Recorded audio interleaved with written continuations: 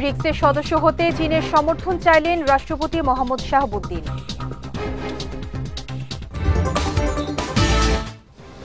শেখ হাসিনা দেশ ও দেশের স্বার্থ বিক্রি করে না, ভারত সফর নিয়ে সমালোচনার জবাবে প্রধানমন্ত্রী। এবং খালেদা জিয়ার অসুস্থতা নিয়ে রাজনীতি করছে বিএনপি, অভিযোগ ওবায়দুল কাদেরের।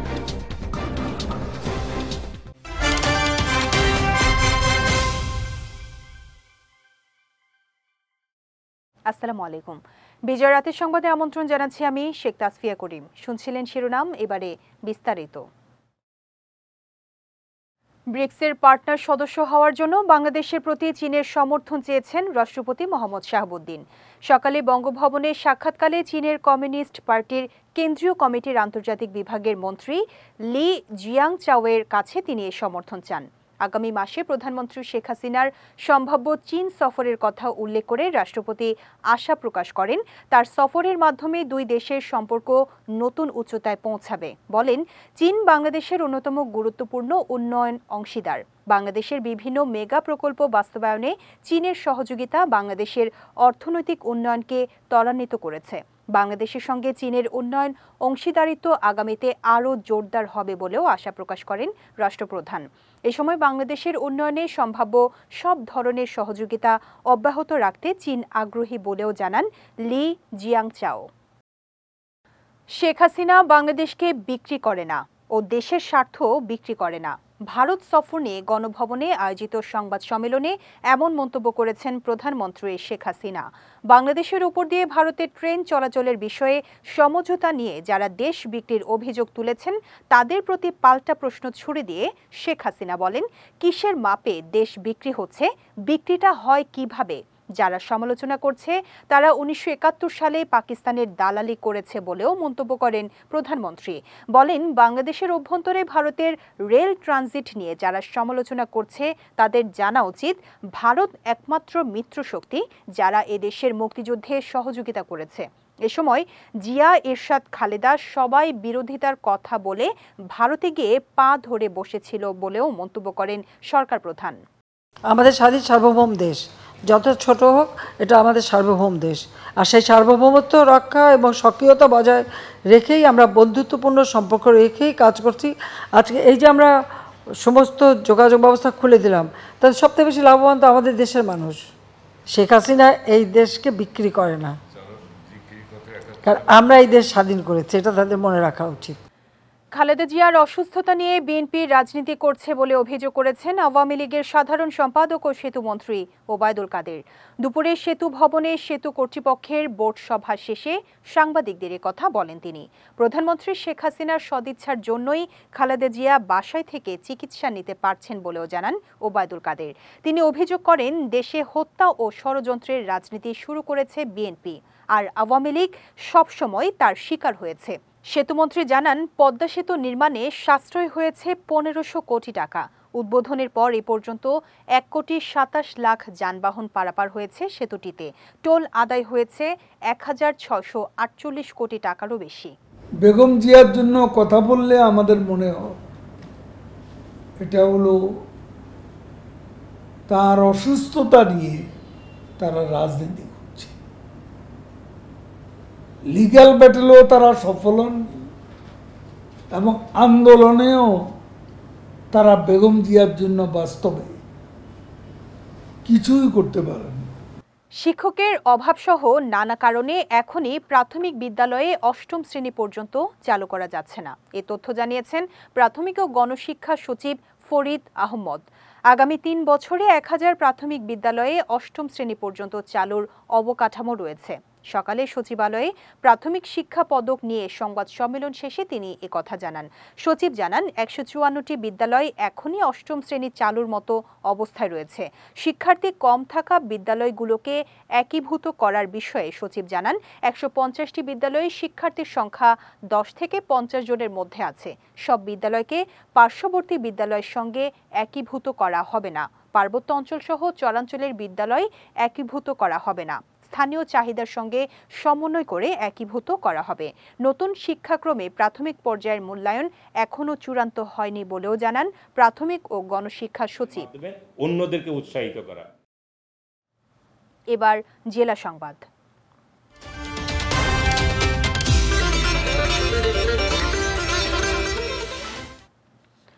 বন্যায় ক্ষতিগ্রস্তদের বসতবাড়ি মেরামতে টিন ও নগদ অর্থ দিয়ে সহযোগিতা করা হবে বলে জানিয়েছেন বস্ত্র ও পাটমন্ত্রী জাহাঙ্গীর কবির নানক। দুপুরে সুনামগঞ্জের তাহিরপুরে বন্যায় ক্ষতিগ্রস্ত পরিবারের মধ্যে ত্রাণ বিতরণকালে তিনি একথা জানান। বলেন, সুনামগঞ্জে বন্যা মোকাবিলায় নদী খনন প্রকল্প গ্রহণ করা হবে। মন্ত্রী বিএনপির উদ্দেশ্যে বলেন, দলটি সবসময় ষড়যন্ত্র ও ধ্বংসের রাজনীতি করে। এরা দেশকে ধ্বংস করতে চায়। এ সময় বন্যার্তদের পাশে না দাঁড়ানোয় বিএনপির সমালোচনা করেন তিনি। অনুষ্ঠানে আওয়ামী লীগের ত্রাণ ও সমাজ কল্যাণ বিষয়ক সম্পাদক আমিনুল ইসলাম আমিন, সংসদ সদস্য রঞ্জিত সরকার ও কেন্দ্রীয় আওয়ামী লীগের সদস্য আজিজুস সামাদ ডন সহ অন্যান্যরা উপস্থিত ছিলেন। আমরা বলতে পারি যে এই এলাকায় যা যা প্রয়োজন। গোপালগঞ্জের টুঙ্গিপাড়ায় জাতির পিতা বঙ্গবন্ধু শেখ মুজিবুর রহমানের সমাধিতে শ্রদ্ধা জানিয়েছেন নবনিযুক্ত সেনাপ্রধান জেনারেল ওয়াকারুজ্জামান। দুপুরে তিনি টুঙ্গিপাড়ায় পৌঁছে বঙ্গবন্ধুর সমাধি বেদিতে পুষ্পস্তবক অর্পণ করে বিনম্র শ্রদ্ধা নিবেদন করেন। এ সময় সেনাবাহিনীর একটি চৌকস দল রাষ্ট্রীয় সালাম প্রদান করে। পরে পবিত্র ফাতেহা পাঠ করে বঙ্গবন্ধু সহ মহান মুক্তিযুদ্ধে আত্মোৎসর্গকারী ৩০ লাখ শহীদের রুহের মাগফিরাত কামনায় দোয়া ও মোনাজাতে অংশ নেন তিনি। এ সময় সেনা প্রধানের সঙ্গে অ্যাডজুটেন্ট জেনারেল, সামরিক সচিব, জিওসি, ৫৫ পদাতিক ডিভিশন ও এরিয়া কমান্ডার, যশোর এরিয়া সহ সেনা সদরের ঊর্ধ্বতন সামরিক কর্মকর্তারা উপস্থিত ছিলেন। বগুড়ার সদর থানাধীন মাটিডালি এলাকায় আইএফআইসি ব্যাংকের উপশাখায় সিন্দুক ভেঙে ২৯ লাখ টাকা চুরির ঘটনায় অভিযুক্ত ৪ আসামিকে গ্রেফতার করেছে পুলিশ। এ সময় তাদের কাছ থেকে সিন্দুক ভাঙার কাজে ব্যবহৃত লোহার তৈরি টায়ার, লিভার, একটি টিভিএস মোটরসাইকেল ও প্রায় ১১ লাখ টাকা উদ্ধার করা হয়। দুপুরে নিজ কার্যালয়ে আয়োজিত সংবাদ সম্মেলনে এসব তথ্য জানান জেলা পুলিশ সুপার সুদীপ কুমার চক্রবর্তী। তিনি জানান, তথ্য প্রযুক্তির সহায়তায় অভিযান চালিয়ে গত ২৩ জুন অভিযুক্ত পাভেলকে গ্রেফতার করা হয়। এরপর পাভেলকে সঙ্গে নিয়ে জেলার বিভিন্ন থানায় অভিযান চালিয়ে ঘটনার সঙ্গে সরাসরি জড়িত বিপ্লব সরকার, বিমল রাজভর ও জাহিদুল ইসলামকে গ্রেফতার করা হয়। আসামিদের জিজ্ঞাসাবাদ শেষে আইনগত ব্যবস্থা গ্রহণের জন্য আদালতে পাঠানো হবে বলেও জানান তিনি। দ্রুত সময়ে ন্যায় বিচার নিশ্চিত করাই বিচার বিভাগের লক্ষ্য জানিয়ে প্রধান বিচারপতি ওবায়দুল হাসান বলেছেন, দেশকে এগিয়ে নিয়ে যাওয়ার আকাঙ্ক্ষা থেকে এ লক্ষ্য অর্জনে বিচার বিভাগ কাজ করছে। সকালে নাটোর জেলা ও দায়রা জজ আদালত প্রাঙ্গণে বিচার প্রার্থীদের জন্য নবনির্মিত বিশ্রামাগার ন্যায়কুঞ্জ উদ্বোধন শেষে তিনি এসব কথা বলেন। প্রধান বিচারপতি বলেন, বার ও বেঞ্চের মধ্যে আন্তরিক সম্পর্কের জন্য পারস্পরিক শ্রদ্ধাবোধ খুবই জরুরি। বার ছাড়া আদালত চলে না, আবার আদালত ছাড়া বারেরও মূল্য নেই। পরে উদ্বোধন শেষে বিচারপতি আদালত চত্বরে ২টি গাছের চারা রোপণ করেন। পাবনার ঈশ্বরদীতে চাঞ্চল্যকর তপু হত্যার রহস্য উদ্ঘাটন সহ জয়নাল আবেদিন জয় ও ঈশা খালাসি নামে ২ জনকে গ্রেফতার করেছে পুলিশ। দুপুরে সংবাদ সম্মেলনে বিষয়টি নিশ্চিত করেন পাবনার পুলিশ সুপার আকবর আলী মুন্সি। তিনি জানান, গত ১৫ জুন দুপুরে তপু নিখোঁজ হয়। এরপর অপহরণকারীরা তার ব্যবহৃত মোবাইল ফোন দিয়ে নিহতের বাবাকে ফোন করে ৩০,০০০ টাকা মুক্তিপণ দাবি করে। এ সময় ৭,০০০ টাকা দেওয়ার পরও তপুর খোঁজ না পাওয়ায় পরদিন তপুর মা থানায় সাধারণ ডায়েরি করেন। পরে গত ২২ জুন মশুরিয়া পাড়ায় অরণ্য ছাত্রাবাসের ৩য় তলায় একটি টিনের ট্যাঙ্ক থেকে তপুর অর্ধগলিত মরদেহ উদ্ধার করে পুলিশ। হত্যা মামলা, সেই মামলার খরচ চালাতে হয়, একই সাথে সে নিজেও কিন্তু নেশা আসক্ত। এই সব মিলিয়ে তার যে খরচ, ছাত্রাবাসের খরচ বকেয়া, সব মিলিয়ে তার টাকার প্রয়োজন। সেই কারণে এই ছেলেটিকে প্রথমে অপহরণ করে রুমে নিয়ে যায়, কিন্তু যখন ছেলেটি চিৎকার চেঁচামেচি শুরু করে তখন তাকে গলা চেপে ধরে। যাচ্ছি খেলার সংবাদে।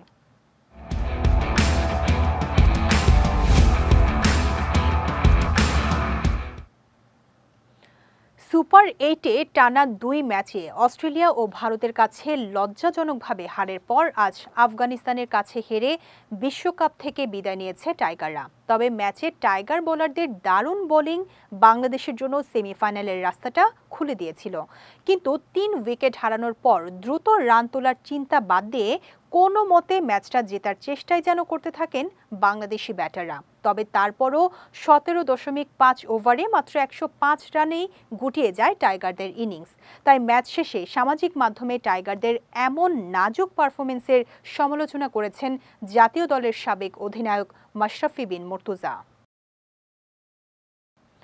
জার্মানির লাইপজিগে শেষ মিনিটে পাওয়া গোলে ইউরো রাউন্ড অফ 16 নিশ্চিত করেছে ইতালি। গ্রুপ বি এর ম্যাচে ক্রোয়েশিয়ার সঙ্গে ১-১ গোলে ড্র করে আজুরিরা। তাতেই ৩ ম্যাচে ১ জয় ১ হার আর ১ ড্রয়ে ৪ পয়েন্ট নিয়ে শেষ ১৬ টিকিট কেটেছে ডিফেন্ডিং চ্যাম্পিয়নরা। ম্যাচে ক্রোয়েশিয়ার হয়ে গোল করেন লুকা মদ্রিচ। তবে পরের রাউন্ডে যেতে এখন বাকি গ্রুপের দিকে তাকিয়ে থাকতে হবে ক্রোয়াটোদের। অন্যদিকে গতকাল ডুসেলডর্ফে বি গ্রুপের শেষ রাউন্ডে আলবেনিয়াকে ১-০ গোলে হারিয়েছে স্পেন। ২০০৮ সালে শিরোপাজয়ী আসরের পর এই প্রথম কোনো ইউরোই গ্রুপ পর্বের সবগুলো ম্যাচই জিতল স্পেন। বিজয় রাতের সংবাদ শেষ করার আগে শিরোনামগুলো দেখে নিচ্ছি আরও একবার।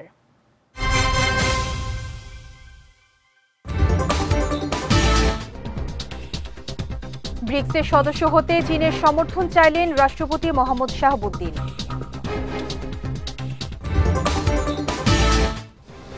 শেখ হাসিনা দেশ ও দেশের স্বার্থ বিক্রি করে না, ভারত সফর নিয়ে সমালোচনার জবাবে প্রধানমন্ত্রী। এবং খালেদা জিয়ার অসুস্থতা নিয়ে রাজনীতি করছে বিএনপি, অভিযোগ ওবায়দুল কাদেরের।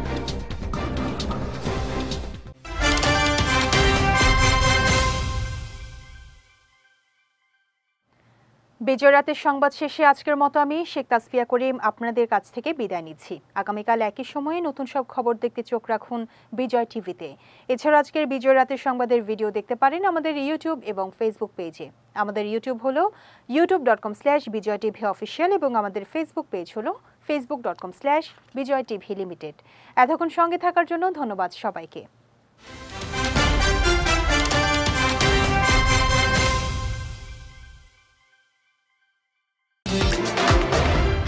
বিজয় টিভি, অনির্বাণ বাংলা।